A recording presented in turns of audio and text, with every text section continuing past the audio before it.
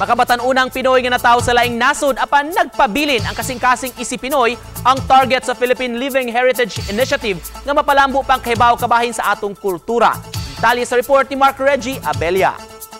Ang aming adisain or mission is to deepen Filipino identity and build thriving global communities through information and more knowledge on our history and our rich living heritage. Kiniya nagunang tinguha sa Philippine Living Heritage Initiative, usa ka non-profit organization nga nakabase sa Boston, United States. Dugang sa CEO o co-founder nga si Myrish Kadapan-Antonio nga bot nilang ipalambo pa ang kulturang Pinoy di lang sa atong nasod apan sa tibuok kalibutan. Mga kabatan-onan nga nag-edad og 14 ngadto na sa 18 anyos nga may dugong Pinoy ang target karon sa Filipino Youth Leadership Program. Gawa sa mga online sessions, aduna usay kahigayunan ang mga mitambong sa immersion o aktual nga pagbisita sa laing heritage sites sa Pilipinas. Sama na lang sa nasinati ni Riley. The first main place we visited, we were in Intramuros near Manila, and we visited Casa Manila.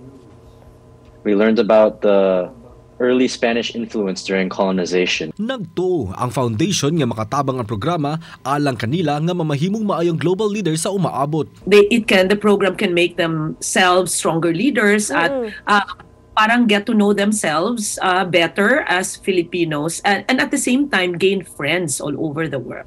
Mamahimong bisitahon ang ilang website nga www.philippinelivingheritage.org sa mga aplikante o sa mga buot makaton kabahin sa Philippine Heritage and Culture. Kauban si Rod Prado, Mark Reggie Abelia, GMA Regional TV Live.